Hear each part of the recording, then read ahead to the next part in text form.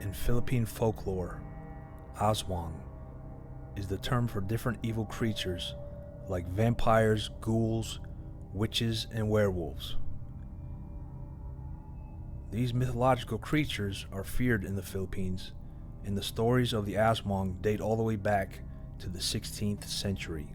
The Aswang lore is well known in the southern parts of Luzon, Mindanao, but most particularly in the province of Capiz de Visayas. The names of the creatures may vary, like the Siligan in the island of Catanduanes, told to tear his victim's liver out and eat it. There is also the Mananagal, a woman with huge bat wings that could separate her upper body and lower body from the waist so that it could fly and eat people during the night, while in the morning she disguises herself as a beautiful lady. Sounds like my kind of woman. But the Aswang itself is a vampire-like creature who could suck the blood of its victim through a proboscis-like tongue. Sometimes it is said that the Aswang uses its proboscis-like tongue to suck the fetuses out of their mother's womb. After the conclusion of World War II, there was a huge spike of purported Aswang attacks, and there were even bodies piled on the streets as the proof. But why the sudden spike? Why were these demonic creatures going rampant? Were the Filipino people being punished? And what did the American CIA have to do with it? Let's try and find out. Hello, I'm Mike Droberg, a Marine Corps veteran, filmmaker, history enthusiast, and investigator of the supernatural. And we will answer these questions on today's episode of Forgotten History.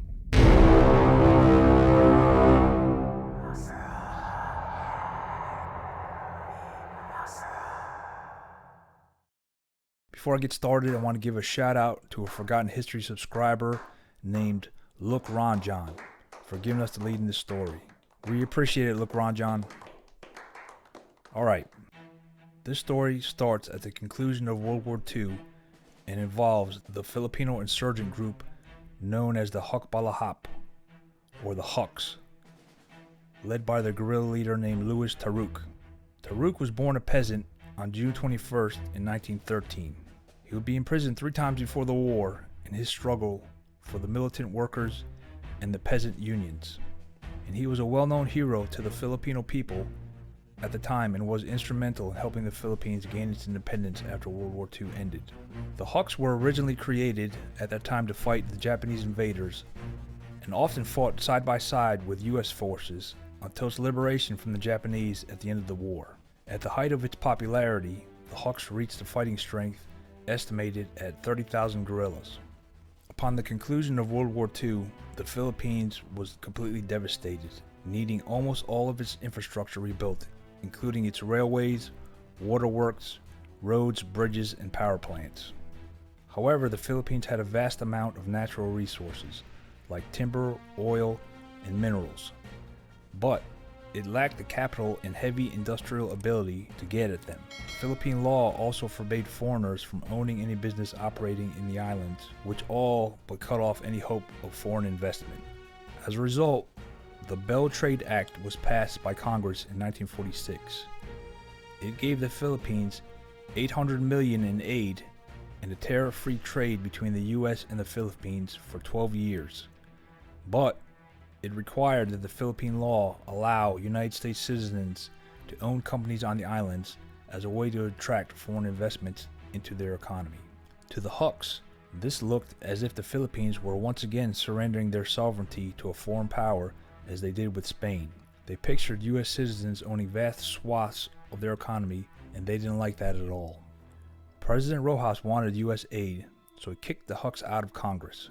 In turn, the World War II veteran Huks rebelled both against the Philippine government and the US forces.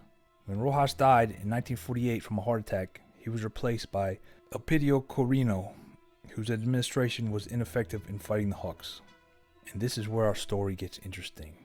The absence of a strong figure in Filipino national politics saw the CIA enter the scene to counter what was emerging as a communist revolution led by Louis Taruk and the Democratic Alliance Party. The CIA knew that sometimes a search and destroy approach was not the best course of action in defeating your enemies. Psychological warfare was sometimes even more effective. And that's when the CIA brought in U.S. Air Force Colonel Edward Lansdale, who used his knowledge of Filipino culture and folklore to defeat the Filipino communist insurgents. I mean, what's worse, fighting off foreign troops in your country or having to fight off blood-sucking demons? And this is exactly the brilliant and gruesome play Lansdale made. Lansdale was a pioneer in clandestine operations and psychological warfare.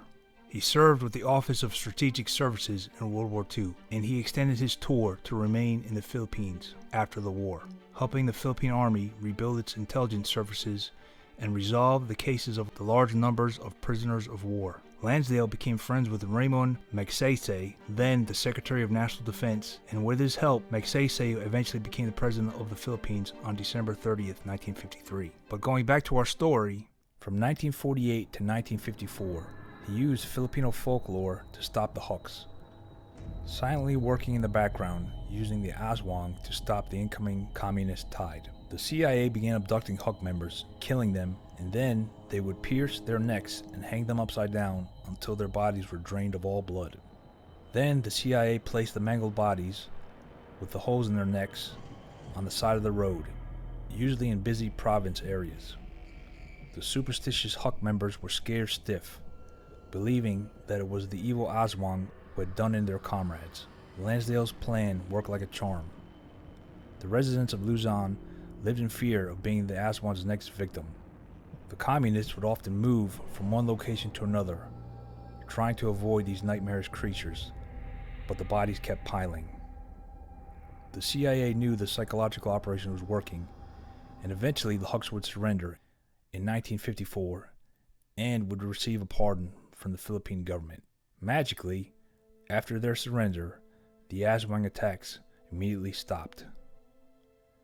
Dirty, but apparently effective. Let me know your thoughts on these CIA tactics. Thanks for watching today's episode of Forgotten History. Please like, share, and subscribe. Send us your questions or comments, and we'll get back to you as soon as possible. Let us know if you have any show ideas. We're always looking for new topics to discuss, and we'd love to hear from you. Thanks again. Until next time.